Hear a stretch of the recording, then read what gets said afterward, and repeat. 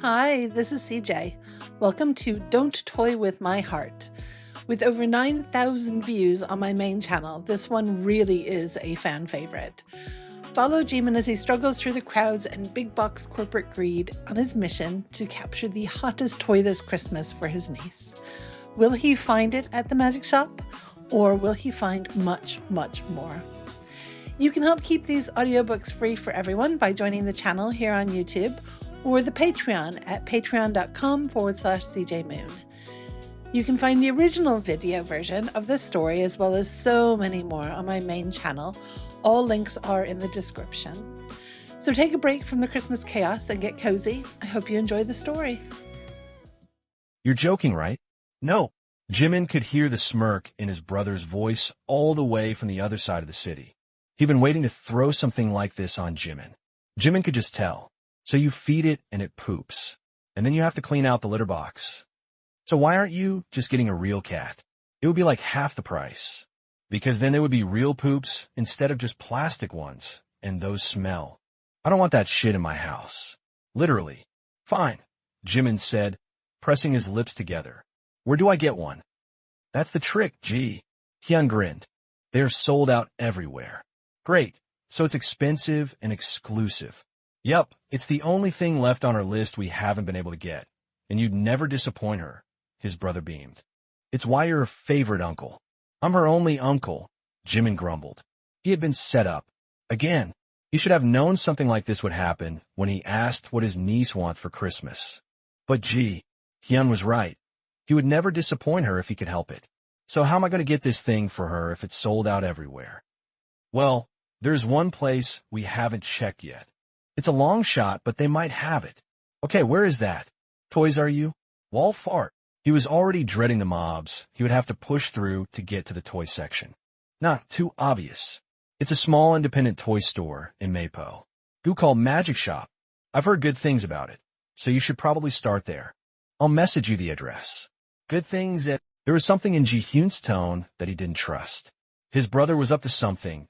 But there was only 1 week until Christmas, and Jimin didn't have time to try and hunt this thing down on his own. Okay, fine. Thanks, Uncle Jimin, his brother laughed.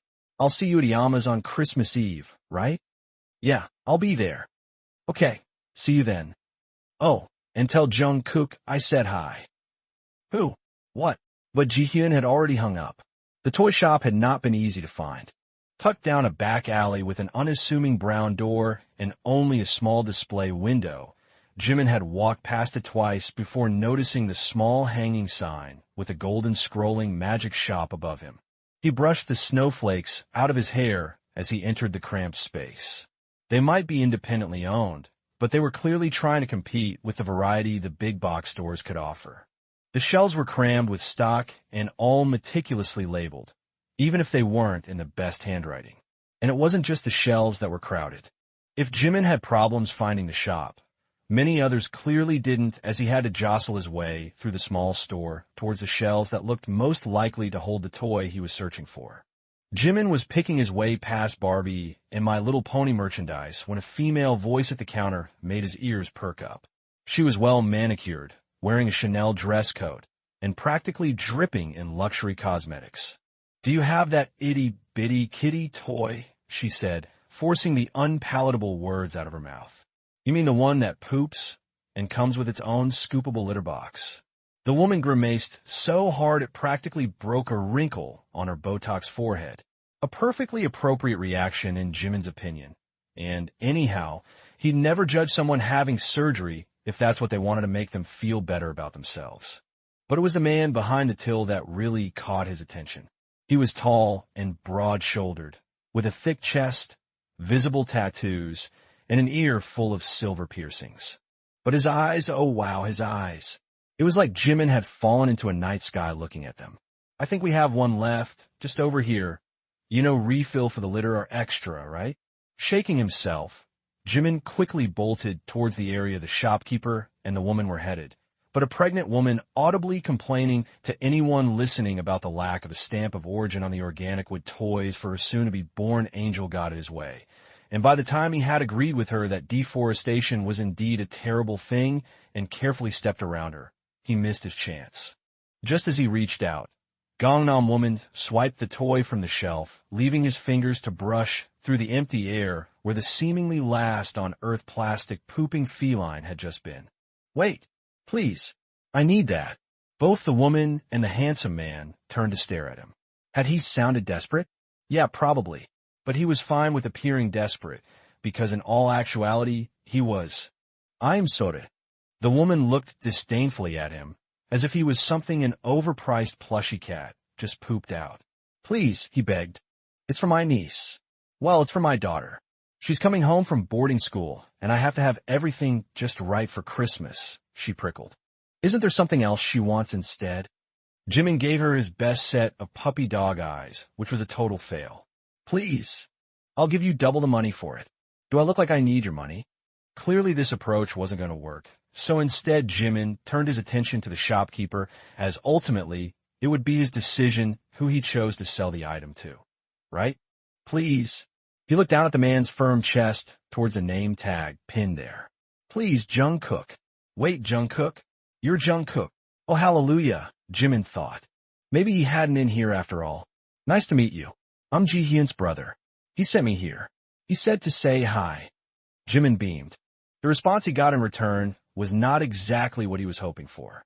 The look on the handsome man's face darkened to a scowl. Ji-hyun, he sent you here on the last full shopping day before Christmas?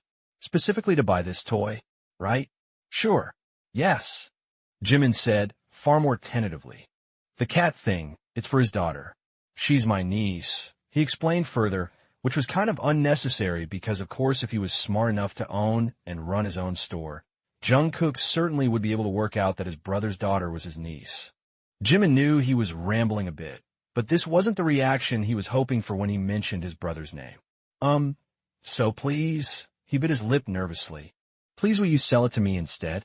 The shopkeeper looked him over head to toe before turning to the woman next to him who was still clutching the stupidly grinning pretend cat in her long Talon nails.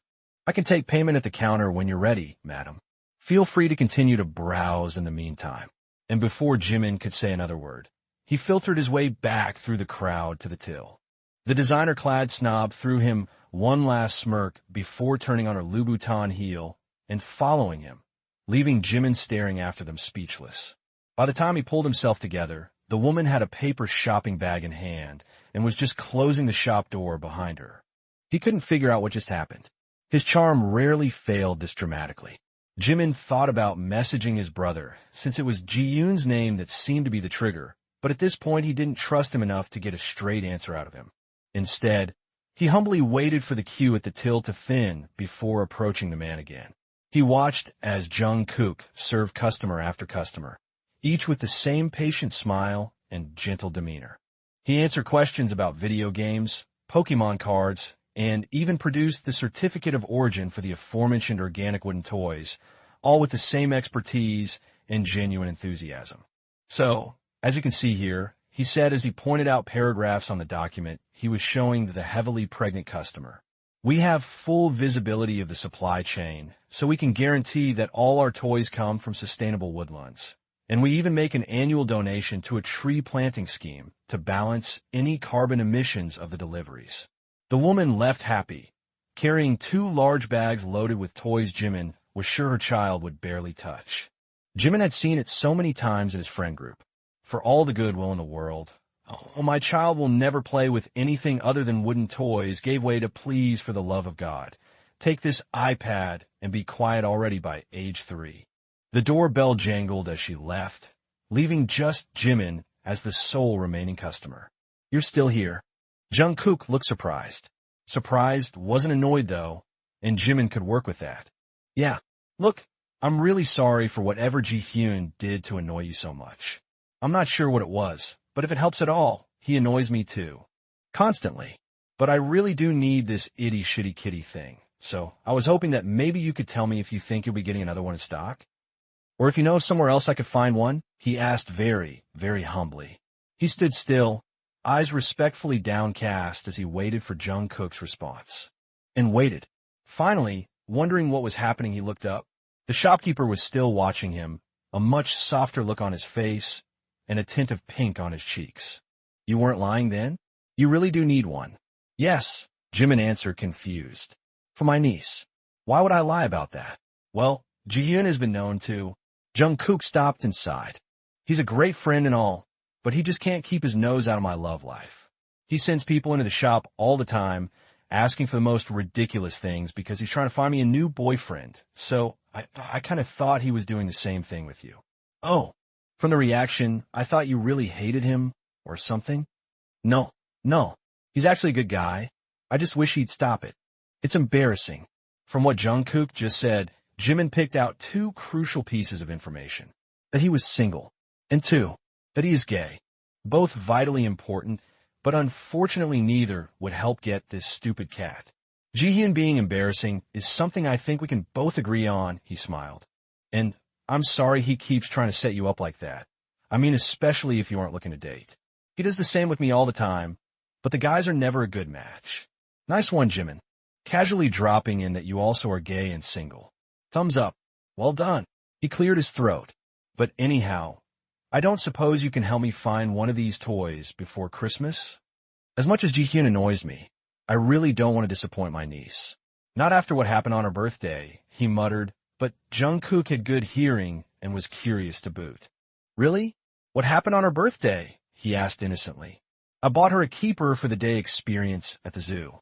Let's just say it didn't go well. Ah, that's a shame. I always wanted to be a zookeeper, JiKook said sadly. Oh well, maybe in another lifetime. Yeah, and maybe in another lifetime I wouldn't have so mortally embarrassed myself so thoroughly in front of a group of capybaras. But anyhow, the crappy-dappy cat thing. Do you think you'll get more in soon? It's all Jun has left on her Christmas list, and Jihyun seemed to think that if anyone would be able to get one, it would be you. JiKook shook his head sadly as he slipped from behind the counter and headed towards the door. Outside it had already gone dark, but that wasn't saying much for winter in Seoul. This time of year, it got dark way too early. JiKook flipped the swinging cardboard sign on the door from open to closed. I honestly don't think I will get more in. It's been the most popular toy this season, surprisingly outselling its companion, Leia Log Dog, by 3-1 at least, even though the dog comes with glittery purple reusable collection bags. That actually didn't sound like much of a perk to Jimin. It sounded, well, gross. What about places like Walfart? Do you think they would have any? Jimin thought it was an innocent enough question, but JiKook looked like Jimin just stabbed him through the heart. It was a look of ultimate betrayal. Not that I buy from them, of course. No, sir. Jimin backpedaled. It's fine, I get it, JiKook sighed. It's just hard to keep up with them, you know? They get more stock and better prices as well. But to be honest, I don't think you'd find one there either at this point. You have kind of left it a bit late. The man had a fair point.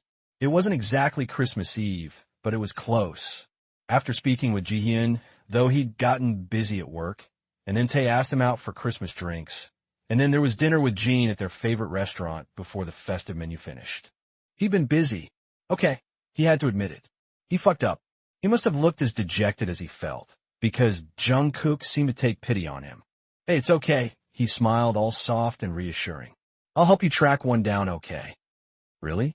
How? Never mind. How does it matter? Just thank you. The handsome shopkeeper laughed. The way his front teeth poked out when he smiled, so large reminded Jimin of a bunny.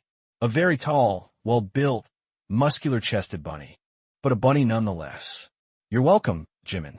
Jun's a sweet little girl, if a bit excitable sometimes, and I'd hate to see her disappointed at Christmas. I need to get going now, though. But can you come back tomorrow, and we can sort it out? Jimin thought for a moment. His schedule was definitely clear with no work because the office was closed. Tomorrow is Christmas Eve, though. I have to be at my Yama's at 6 for dinner. Do you really think we'll find one by then? Well, Christmas is the time for miracles, isn't it? JiKook asked, and Jimin had to admit his smile definitely made him want to believe. Just be back here at noon, okay? That's when my shop closes, so we can go searching together. And it showed how much faith that Jimin had in JiKook that instead of continuing to search, he accepted Hobie's invite for bottomless Prosecco night at the club instead. Jimin had gotten up at the crack of brunch, had a bit fuzzy from the night before, but not too seriously hung over. It was all going to be fine. JiKook said so, and he was an expert in toy acquisition and redeployment. He had even shot Jihyun a message last night bragging about how he had it all under control, to which his brother responded with "Sure you do," followed by a facepalm emoji and a picture of a capybara. Well, whatever. If Jihyun didn't have faith in him, at least Jimin had faith in JiKook. There was something about the man who inspired confidence, probably the wide, sturdy chest. So Jimin had showered, dressed carefully in the pair of black trousers that accentuated his ass the best, slipped a pair of dangly silver earrings into his ears, and headed across town, never doubting the outcome of today's search. It had all started so well, but now it was now 3:30, and both Jimin's confidence and hopes were taking a nosedive. The pair were currently huddled over a map of Seoul that JiKook had printed out, a dozen purple circles highlighting the independent stores he had thought to try. Unfortunately, now most of them were crossed out with big red excess. Either they were sold out or had never received any stock in the first place, it all going to the big chain stores. Jimin was impressed at how efficient the whole process was. The independents seemed to have a comprehensive network set up, so they could communicate and support each other to keep their customers happy. Definitely Jimin had never gotten this kind of service in one of the big box stores. Heck, he was lucky if they asked if he wanted a paper or plastic bag before shoving his purchase at him.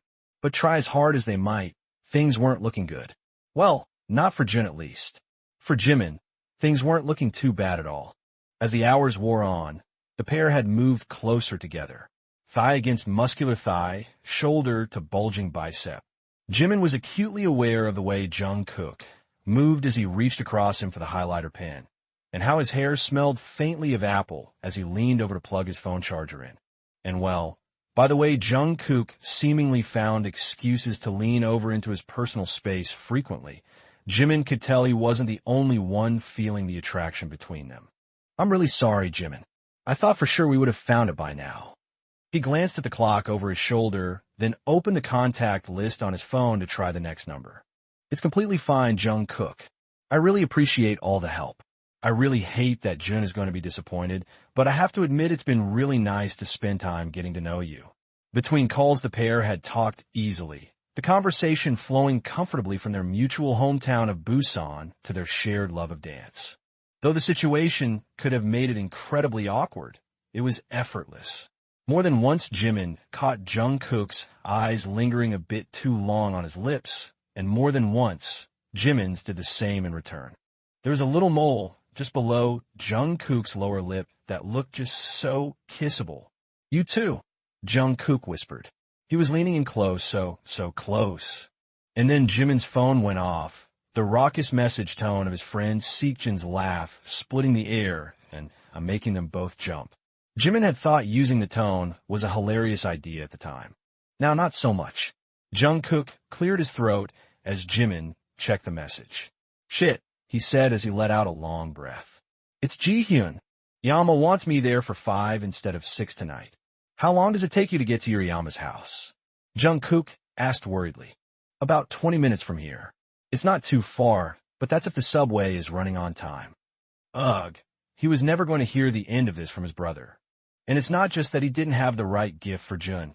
He didn't have any gift at all. Maybe JiKook would let him buy something? The tills were closed, but he could just transfer the money directly? Will he trust him that much? "Hey!" JiKook's voice was soft, as was his touch where his hand lay on Jimin's arm. "It's going to be okay. We still have enough time for one last call, yeah? This will be the lucky one. You'll see." He smiled and squeezed Jimin's fingers once, and didn't let go as he hit the call button with his thumb. Jimin held his breath as the call rang, and rang, and rang, until eventually JiKook ended the call. "They must be closed already," he said apologetically. "I was hoping that Ling's would stay open later, as they are Buddhist and don't celebrate Christmas." "It's okay," Jimin said, but it really didn't feel like it was okay at all. Not only was he going to end up giftless for Jun, he had kept JiKook much later than he should have, all for no reason. "I'm really sorry to have put you through this. You've been absolutely amazing trying to help, and I feel awful I've kept you so long when you probably closed up early to be with your own family tonight." JiKook looked away as he started to fold up the map. "Nah, my family are all still in Busan. It's just me here in Seoul, so I was just going to get some Chinese takeaway and watch movies tonight. No big deal." "You what?" But that's no. Just no. Jimin might not be the best at finishing his shopping on time, but he was still a Christmas addict, and the thought of this kind, gorgeous man heading to a cold flat to spend the evening with nothing but a paper carton of fried rice and his Netflix sub was completely unacceptable. Come with me. Iyama won't mind. Honestly, she makes enough food to feed half of Seoul anyhow. He could see the shopkeeper shying away out of politeness, so he used his secret weapon and turned on the puppy dog eyes again. Please. This time it worked. Well, if you're sure it's okay, a home-cooked meal to sound really, really good. But only if you let me pick out something you can give Jun as a gift and drive you over there. She's been in here a few times with Jihyun, so I'm sure I can find something she'll like, even if it doesn't poop. How does that sound? They both broke into bright smiles, neither wanting their time together to end. Perfect. It sounds absolutely perfect. 15 minutes later, a wrapped copy of The Catch, the Capybara board game in one hand, and JiKook's in the other, because JiKook insisted that the alley could be icy. The pair headed through the back door of the shop to JiKook's car. It might not be the gift of her dreams, and he'd never lived down his failure to source the itty-bitty shitty crappy cat thing with Jihyun, but Jun wouldn't hate him, and that was the main thing. To be honest, she was way too kind for that anyhow. Plus now he had JiKook with him. So all in all, it was about the best it was going to get today, and Jimin wasn't going to let anything else ruin the holiday. JiKook had just bleeped the key fob to open the boot of the car when they heard it. Mew! And out from under JiKook's car strolled a small calico, too old to be called a kitten, but too young to be a cat. She had bright gold eyes and was very thin. Hey baby, JiKook called to her. She responded to him immediately, strutting over to rub up against his leg as he closed the boot again. Is she yours? Jimin asked, but he wasn't surprised when JiKook shook his head. No, she's a stray. She comes by sometimes, and I keep food and water out for her. He pointed to the ground by the back door of the shop where 2 tin bowls were lined up on an old doormat. I've asked around, but no one claims her. I'd take her home, but my landlord. And hey, indeed. Jimin grinned mischievously. Are you thinking what I'm thinking? If you're thinking that a real cat is infinitely better than a toy one, then yes, I am. The pair burst out laughing so loudly they startled the cat back under the car. But it was nothing that JiKook was unprepared for, and she soon came back around when he drew a packet of cat treats out of his pocket. Are you sure this will be okay? Jimin asked. He definitely thought this was a great idea, but he wanted to make sure it was really all right with JiKook, since he appeared to be the closest thing the cat had as an owner, parent, or guardian. Jun would adore this beautiful creature, and also it would annoy his brother to know, and so definitely a win. Win for Jimin. And anyhow, serve Jihyun right for sending Jimin on Mission Impossible in the first place. It's more than all right, JiKook assured him. I've been worried about her because it's getting so cold. He scooped up the docile creature and deposited her into Jimin's arms just as the first flakes of white began to drift through the air. She quickly nestled down into Jimin and began to purr happily. But how are we going to get her over there? He asked as he stroked the darling under her chin. Soon his fingers were joined by JiKook's, both stroking each other's hands as much as the cat's soft fur. Leave that to me. But you might want to text your Iyama that we are running late. Good call. Jimin pulled out his phone with his free hand and quickly shot off a text to Jihyun explaining that he was running late, but also that he was bringing JiKook. If that seemed weird in any way, his brother didn't mention it, because all he got back was a quick message saying okay. He and the fur baby waited in the alley, watching white flakes begin to dust JiKook's black car, until finally the shop door opened again. In one hand he held a cat carrier, albeit a small one that was designed as a toy, that he had lined with a clean towel, and in the other a big purple bow to decorate it with after they got the sweetheart settled inside. They placed the carrier in the back seat, carefully belting it in so that it wouldn't shift around too much. Not that the cat seemed to mind. She was curled up and half asleep by the time JiKook shut the back door of the car. They spoke in hushed voices as they drove through the streets of Mapo, past the gaudy holiday decorations of Media City on the way to Jimin's Iyama's house. It felt like they were parents not wanting to wake the sleeping baby or something, but not in a weird way. In a comfortable, old couple, holding hands across the console kind of way. Traffic was lighter than expected, and they arrived at Jimin's Iyama's house with a full 10 minutes to spare, but sadly not early enough to beat Ji-hyun, who was there to answer the door when they rang the bell. They left the carrier in the car for the moment, just out of sight until they were ready to present Jun with a present. The car was plenty warm still from the drive, and the cat was still sound asleep. Nice to see you made it on time for once, Min. Usually you're late. Jimin just rolled his eyes as his brother held out his hand to JiKook. Must be down to this guy's good influence. Good to see you, Kook. Come on in. They had barely gotten through the entrance hall when there was an ear-shattering yell, and Jimin found himself tackled on his blind side. Unklejimin Lu Quada got for Christmas. Jun was there, a hurricane of pigtails and smiles, clutching her new gift in her hand. She squeezed it, and it sounded a lot less like a cat and far more like a dying stork. Jimin and JiKook both glared at Ji-hyun, daggers as sharp as well, daggers in their eyes. That's an itty-bitty kitty, isn't it? Jimin asked his niece patiently, tugging one pigtail affectionately. Yes, Daddy got it for me. Isn't it amazing? It comes with its own litter box, glitter-profiled scoop, and 3 uniquely shaped plops. JiKook finished for her. Yes. She looked at JiKook quizzically, wondering who the strange man was, but quickly shrugged it off, as anyone who knew those kind of details about her itty-bitty kitty couldn't be all bad. It's lovely, Jun, Jimin assured his niece. Now go tell Halmini we're here. Okay, I'll play with you later, I promise. The young girl bounced away, pigtails swinging as she went, leaving the 3 men together in the hallway to stare each other down. Where did you get it, Ji-hyun? Ling's, of course, he said smugly. I picked it up this morning. Did you know they're Buddhists? They usually stay open later, but mister.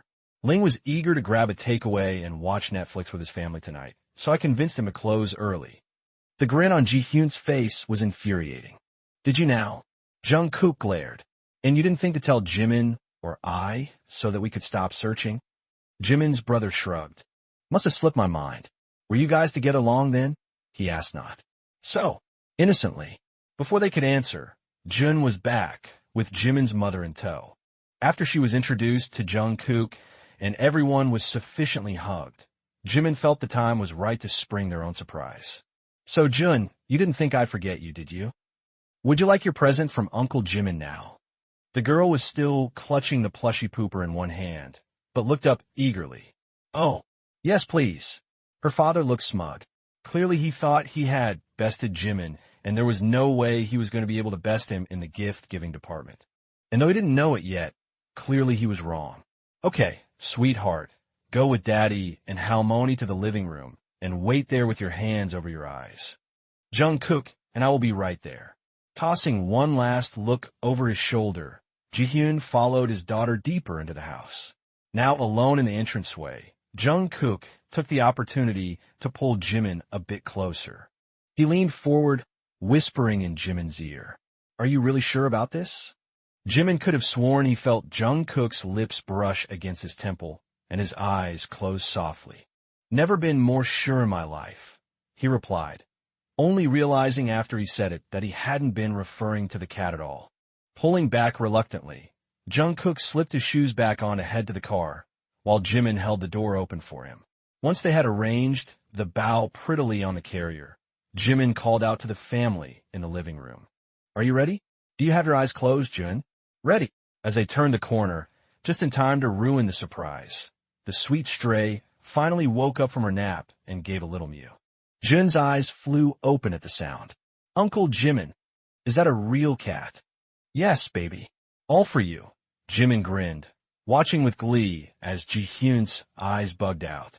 His face turned all sorts of shades of red and pink, and at one point almost matched the purple bow on the carrier, but he didn't say a word. Thank you. Thank you so much. This is the best Christmas present ever. Itty Shitty Kitty lay abandoned face down in its own litter tray as Jun excitedly pressed her nose up to the wire entrance of the cat carrier. Jimin, JiKook, if I might have a word. By the time Jun's squealing stopped and he could be heard again, the expression on Ji-hyun's face was resigned. He knew he had been beaten. The couple looked at each other and giggled as Jimin's brother walked past them toward the front hallway again. As they turned to follow, Jimin bumped shoulders with JiKook. They were like two kids knowing they were in trouble for a prank they pulled. Neither even the most remote bit sorry. JiKook reached out and linked his pinky with Jimin's in a show of solidarity. Jihyun was waiting for them by the front door, arms crossed. You think this is hilarious, don't you, Min? And JiKook? You were in on this too, I take it. JiKook looked first at Jimin, a huge smile on his face, and nodded. Well, you sent him to my store for help, didn't you? So really whatever happened after that is all your fault. Kind of feels nice to get you back for a change. He grinned his big bunny smile, eyes sparkling. A toy. You were supposed to help him find a toy. A real cat was not in the plan. Look, Jimin started. Maybe he and JiKook have been a bit impulsive with this, and he didn't want the sweet fur baby to suffer for it. This is a live creature we are talking about, and if it's going to be a problem, then I can always keep. I never said it was going to be a problem, Min. Jin clearly loves the thing already, so we will make it work somehow. I just said it wasn't in the plan. So, I'm curious then. It was JiKook who spoke up. He had let go of Jimin's pinky, but kept his hand close, knuckles brushing against knuckles. It sent a warm, flutterly feeling through Jimin, sweet like the first swipe of the tongue through the whipped cream on the top of your hot chocolate. Since I get the feeling you were expecting Min to fail in his hunt for Sir Crappy Cat, what exactly was your plan? What were you hoping to achieve with this wild goose hunt you sent us both on? This. As he pointed, both Jimin and JiKook looked up. There above them was a bough of mistletoe, because of course there was. Jimin laughed, a full-on body folding in half, and having to hold on to JiKook to keep from falling over kind of laugh. It was absolutely joyous. I should have known with you, Jihyun. I should have known, JiKook grinned. But instead of pulling away, he threaded his fingers through Jimin's. JiKook's fingers were warm despite having just been outdoors, and Jimin wanted to hold them for a long, long time. When Jimin pulled his gaze away from the swinging ball of plant. Make. Go. His eyes met JiKook's shy brown ones.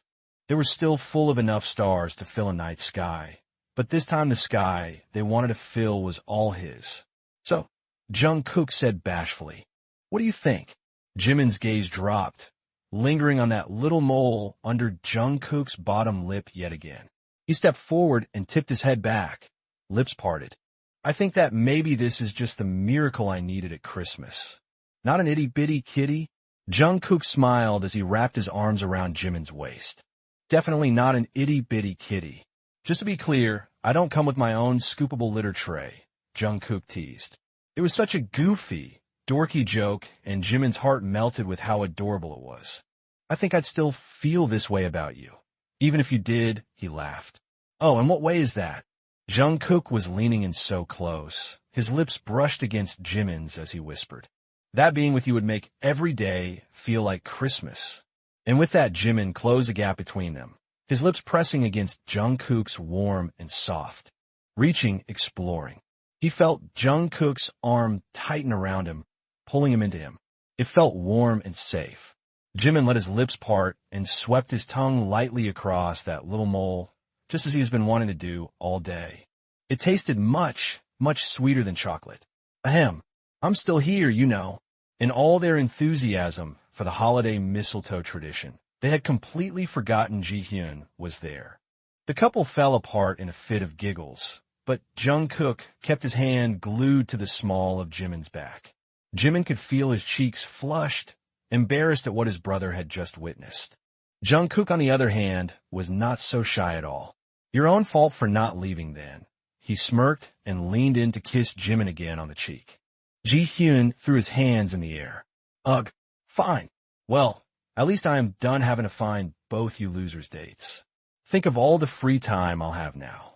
But the words were barely out of his mouth when Jun ran into the hallway, fingers pinching her nose.